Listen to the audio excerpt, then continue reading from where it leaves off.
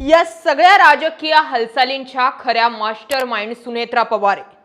3 dot जोडते म्हणजे तुम्हाला हा खेळ सगळा लक्षात येईल. अजित पवारांचे निधन तारीख 28 जानेवारी, अंत्यसंस्काराची तारीख 29 जानेवारी, विलिनीकरणावर चर्चा 29 ते 30 जानेवारी आणि त्याच दिवशी शरद पवारांचं स्टेटमेंट. पुढची तारीख 30 जानेवारी. सुनेत्रा पवार यांना पक्षाध्यक्ष आणि उपमुख्यमंत्री पदासाठी पाठिंबा देण्याची मागणी केली. 31 जानेवारी एनसीपी विधिमंडळ पक्षनेता म्हणून निवड आणि महाराष्ट्राच्या उपमुख्यमंत्री म्हणून शपथ. तारीख 3 फेब्रुवारी पुणे आणि बीड जिल्ह्याच्या पालकमंत्रीपदी सुनेत्रा पवारांची नियुक्ती. तारीख 10 फेब्रुवारी राज्य सचिवालयात मंत्री म्हणून कार्यभार स्वीकारला आणि पहिल्या कॅबिनेट बैठकीला हजेरी लावली. तारीख 10 फेब्रुवारी अजित पवारांचा घात केलाय, पहिला आवाज रोहित पवारांनी उठवला. सुनेत्रा पवारांची कार्यकर्ते आणि नेत्यांना रोहित पवारांच्या मुद्द्याला उत्तर न देण्याचे मिळालेले आदेश. तारीख 13 फेब्रुवारी सुप्रिया सुळेंच्या लेकीचे लग्न ठरल्याची ऑफिशियल घोषणा. पुढची तारीख 22 फेब्रुवारी सरकारच्या चहापानाचा कार्यक्रम. इतका काय ते अजित पवार जाऊन महिनाही झाला नाही तेच घडतंय आणि तुम्ही म्हणता हे सगळं पक्ष वाचवण्यासाठी केलं. सुनेत्रा पवार यांना पुढे आणलं नसतं तर पक्ष पवारांनी ताब्यात घेतला असता. सुप्रिया सुळेंच्या हालचाली पाहिल्या का? हे नेरेटिव्ह सेट करून सुनेत्रा पवारांच्या हालचाली योग्यच हे दाखवण्याचा प्रयत्न एका गटाने केला. पण मग 3 प्रश्न. केंद्रीय मंत्री पियुष गोयल, प्रफुल्ल पटेल राष्ट्रवादी अजित पवार गटाचे राष्ट्रीय अध्यक्ष आहे असं स्टेटमेंट असंच कसं करतात? PR एजन्सी पुरता लिमिटेड असणारा नरेश अरोरांसारखा माणूस राज्यसभेवर जाणार या बातम्या कशा फुटतात? सुनेत्रा पवारांच्या हातात पक्ष देऊन त्या पक्ष चालवू शकतात असा मेसेज दिला जातो, तर मग त्या अर्थ खातंही चालवू शकतात ते का दिलं गेलं नाही? दुःखात राजकारण थांबू शकत नाही, पण 22 फेब्रुवारीचा चहापानाचा कार्यक्रम तर थांबवता आला असता.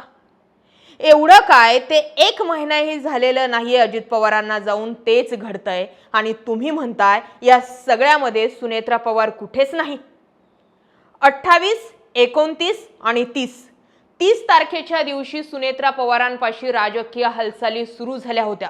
नरेश अरोरांसारखा माणूस मुंबईहून बारामतीला पोहोचला. 31 जानेवारीला सुनेत्रा पवार उपमुख्यमंत्री पदाची शपथ घ्यायला तयार आहेत हा बारामतीचा मेसेज मुंबईपर्यंत घेऊन जातो आणि त्याआधी आणखीही घडामोडी घडतात. त्याच दिवशी शरद पवार समोर येतात.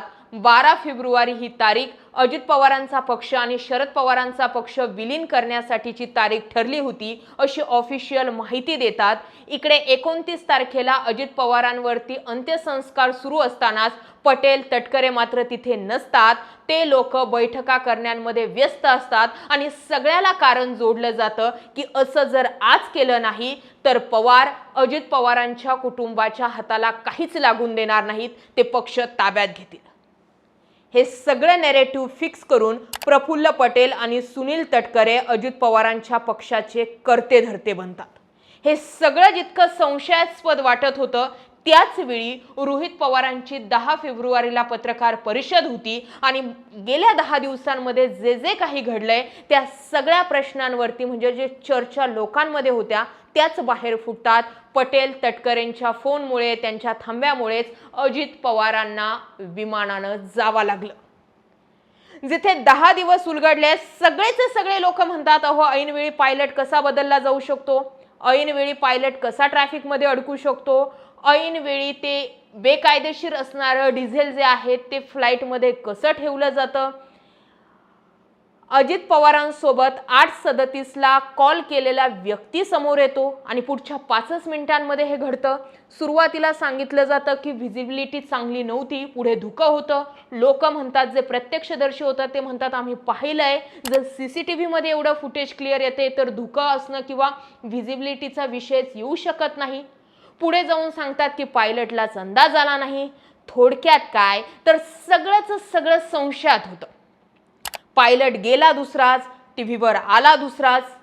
सुमित कपूर नावाचा व्यक्ती बेवडा होता, तो ड्रिंक करणारा होता, त्याला 2 वेळेस निलंबित केलं होतं. तोच अजित पवारांच्या विमानाचा पायलट कसा असू शकतो असे प्रश्न तयार केले गेले.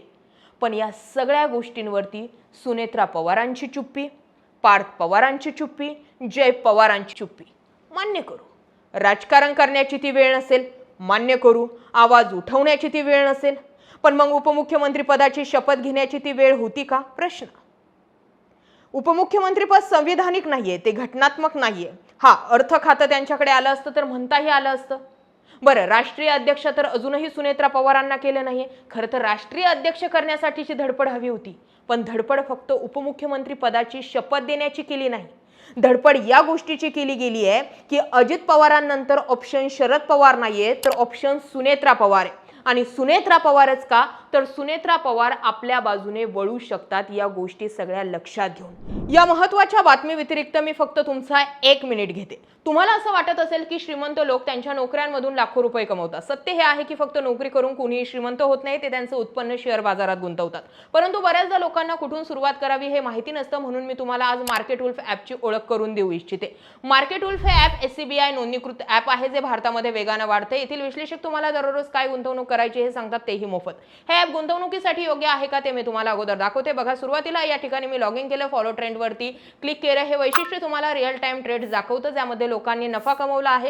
तुम्ही हे फायदेशीर ट्रेड्स एकाच टॅपमध्ये ट्रेड करू शकता, हो, कोणताही अंदाज न लावता. हे पहा, सुरुवातीला मी फॉलो ट्रेडवरती क्लिक केलेलं आहे, क्लिक ठेवलं आणि बस माझा ट्रेड सुरू आहे. तुम्ही या ठिकाणी खूप कमी गुंतवणूक रकमेसह सुद्धा ट्रेडिंग सुरू करू शकता. आणि ज्यांना मोठ्या नुकसानाची भीती आहे त्यांच्यासाठी एक आणखी उपाय देखील आहे. यामध्ये असलेले इनबिल्ट स्टॉप लॉस एका विशिष्ट लेवलपर्यंत पोहोचताच आपोआप स्टॉप लॉस लागू करतं, ज्यामुळे तुम्हाला जास्त नुकसान होण्यापासून थांबवतं. बघा, नफा ट्रेडनुसार वाढत होता, म्हणून मी स्टॉप ट्रेंडवरती क्लिक केला आणि 2062 चा नफा सुद्धा बुक केला. मार्केट वुल्फ ॲप हे तुम्हाला मोफत शिफारसी देखील देतं. बघा, लोकांनी फेब्रुवारीमध्ये एकाच दिवसामध्ये 15,239, डिसेंबरमध्ये 33,512 आणि गेल्या संपूर्ण वर्षात 5,03,940 चा नफा बुक केला. आणि मार्केट वुल्फ हे प्रॉफिटवर कोणतंही कमिशन घेत नाही. तुम्ही सकाळी 9 ते रात्री 12 वाजेपर्यंत तुमच्या रिस्कवरती फक्त 99 रुपयांमध्ये लाईफ टाइम हे ॲप वापरू शकता. मार्केट वुल्फ ॲपचे 20 लाखांपेक्षा अधिक डाउनलोड आहेत आणि लोक त्याद्वारे फायनान्शियल फ्युचर सुरक्षित करत आहे. डिस्क्रिप्शनमध्ये लिंक दिलेली आहे आणि कमेंटमध्ये देखील पिन केलेली आहे, जा आणि चेक करा. नरहरी झिरवाळ, हसन मुश्रीफ यांसारखे, अमोल मिटकरीन यांसारखे लोक विलिनीकरणावर बोलत होते. तुम्ही सांगा ना, दुःखाच्या सगळ्या गोष्टींमध्ये समजा स्टेटमेंट दिलंच नसतं. पण आता अजित पवारांना जाऊन जवळपास महिना होत आलाय. 3 दिवसांनी महिना पूर्ण होणार आहे. या सगळ्या विषयांवरती सुनेत्रा पवार आता ऑफिशियल तर बोलायला लागल्यात. सुनेत्रा पवारांना जेव्हा विचारलं की हा घातपात वाटतो का, त्या म्हणे आम्ही मुख्यमंत्र्यांना पत्र दिलंय. बोलायला तर लागल्यात. चहापानाचा कार्यक्रम ठीक आहे, विरोधक बहिष्कार टाकतात, तुम्ही टाळायला पाहिजे होता. अजित पवारांसारखा मोठा माणूस तुमच्यातून गेला. झेडपीच्या निवडणुकांमध्ये फडणवीस सांगतात की अजित पवार गेले, त्यामुळे आम्ही कुठल्याही प्रकारच्या सभा त्यावेळेस घेणार नाहीये. पण हे कुणाकुणाच्या लक्षात आलं की सुनेत्रा पवारांना तिसऱ्याच दिवशी उपमुख्यमंत्री पद देऊन त्यांच्याविषयी म्हणजे अजित पवारांविषयी असलेली सहानुभूती कमी करण्याचा डाव आखला गेला होता. या गोष्टीकडे का दुर्लक्ष केलं गेलं की अजित पवार जाण्या अगोदर भाजपचे आणि अजित पवारांचे खटके उडाले होते.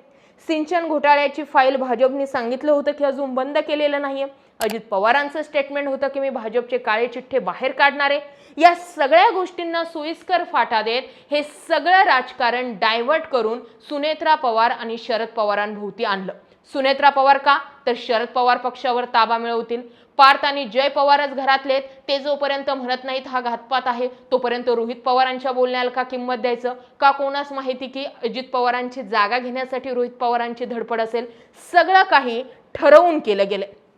आणि मी म्हणते की या सगळ्या राजकीय नंतरच्या हालचालींमागच्या मास्टरमाइंड सुनेत्रा पवार नसाव्यात का, हा प्रश्न आहे माझा. आज घडीला सुनेत्रा पवारांनी विलिनीकरण होणार होतं की नाही होणार होतं याबाबत जर एक स्टेटमेंट केलं तर हा विषय मिटत नाहीये का? ते आता ऑफिशियल स्टेटमेंट तर देत आहेत, पण आतल्या सूत्रांकडून मिळालेली माहिती, खूप खात्रीलायक माहिती ही अशी आहे की सुनेत्रा पवार आज आणि भविष्यात कधीच विलिनीकरण या मुद्द्यावर बोलणारच नाहीत. त्या विलिनीकरणाच्या बैठका होत होत्या का यावरही बोलणार नाहीत. अजित पवारांची इच्छा होती का यावरही बोलणार नाहीत. आणि त्यांची स्वतःची विलिनीकरणाची इच्छा आहे की नाही यावरही बोलणार नाहीत. ना पार्थ पवार बोलणार, ना जय पवार बोलणार. आणि याच काही अटी आणि शर्तींवरती सुनेत्रा पवार अजित पवारांच्या राष्ट्रवादी काँग्रेसच्या सर्व्या झाल्या असल्याच्या चर्चा आणि सूत्रांच्या हवाल्याने मिळालेल्या माहिती. आता या सगळ्या गोष्टी मी मांडत असताना या गोष्टींना बरेचसे धागे दोरे आहेत आणि एक खूप मोठा व्हिडिओ सुद्धा या मुद्द्यांवरती होऊ शकतो. कारण सगळं सुनेत्रा पवारांपाशी, त्या जर म्हटले की विलिनीकरणाची चर्चा होणार होती, हे शब्द अजित पवारांचे माझ्यापाशी होते किंवा मी त्यांची पत्नी आहे, अजित पवार माझ्यापाशी कधीही विलिनीकरणाच्या मुद्द्यावर बोलले नाही, असं सुनेत्रा पवार एक स्टेटमेंट करतात तरी विलिनीकरणाच्या मुद्द्याला छेद दिला जातो. पण सुनेत्रा पवार राजकीय सगळ्या घडामोडी करतात, त्या बैठका घेतात, त्या दौरे करतात, ते लग्न समारंभांना काही हजेरी लावतायत, ते वेगवेगळ्या ठिकाणी त्या जातायत, पण त्या विलिनीकरणावर बोलत नाहीत. अजित पवारांचा घात झालाय का, प्रश्न इतके सारे आहेत, त्यावरती बोलत नाही. जय पवार बोलत नाहीये, पार्थ पवार बोलत नाहीये. ज्यावेळी रोहित पवारांनी हा मॅटर उचलला त्यावेळी जय पवार म्हणाले की ब्लॅक बॉक्स असा सहजासहजी जळू शकत नाही. हेच तर उभा महाराष्ट्र म्हणतोय. ब्लॅक बॉक्स इथे म्हणताय तुम्ही मोबाईल शाबूते आणि ब्लॅक बॉक्स जळाला. लोक म्हणतात तिथे उडालेले कागद शाबूते आणि ब्लॅक बॉक्स जळाला. लोक म्हणतायत आम्ही अजित पवारांना त्यांच्या घड्याळावरून ओळखलं, पोलीस म्हणतात आम्हाला घड्याळच मिळालं नाहीये. रोहित पवार म्हणतात पटेल तटकरे यांच्यामुळे अजित पवारांना त्या दिवशी विमानानं जावं लागलं होतं. अशी कोणती राईस मिलची फाईल होती ज्यावरती सही करायची बाकी होती? एवढे सगळे प्रश्न असताना, संशय उभे असताना याबाबत कुठलीच क्लिअरिटी येत नाही. आज DGCI काहीतरी थोडक्यात 4 विमानांचे जे VSRचे जे फ्लाईट आहेत त्यावरती कारवाई करतायत आणि त्या 4च फ्लाईट. हे सगळे प्रश्न असताना या सगळ्या राजकीय मागचे सूत्र हलवण्यामागे सुनेत्रा पवार सुद्धा पटेल आणि तटकरेंसोबत आहेत. प्रश्न एकच, हे सगळा पक्ष पवारांपासून वाचवण्यासाठी, अजित पवारांच्या अपघातावरती मौन बाळगण्यासाठी, की मग भाजपासोबतचे असे काही अटी आणि शर्ती लागू केल्या गेलेल्या आहेत आणि त्यामुळे सुनेत्रा पवारांची इन्कमिंग झाली आणि त्यामुळे मजबुरी सुनेत्रा पवारांना शांत बसावं लागतंय का? असे अनेक प्रश्न आहेत आणि हे डॉट जोपर्यंत जुळत नाही तोपर्यंत हा खेळ उलगडणार नाही. मांडलेल्या या सगळ्या मुद्द्यांबाबत तुमचं काय मत आहे? कमेंट करा. हा मुद्दा विषय आवडला असेल तर शेअर करा, जास्तीत जास्त व्यक्त व्हा आणि आपलं चॅनल सुद्धा आवर्जून सबस्क्राईब करा. जाता जाता एक महत्त्वाची आठवण, तुम्ही तुमच्या रिस्कवरती मार्केटवुल्फ ॲप हे डाउनलोड करू शकता. 20 लाखांपेक्षा अधिक लोकांनी ते डाउनलोड केलेलं आहे. मी कमेंटमध्ये लिंक पिन केलेली आहे, फक्त क्लिक करा आणि डाउनलोड करा.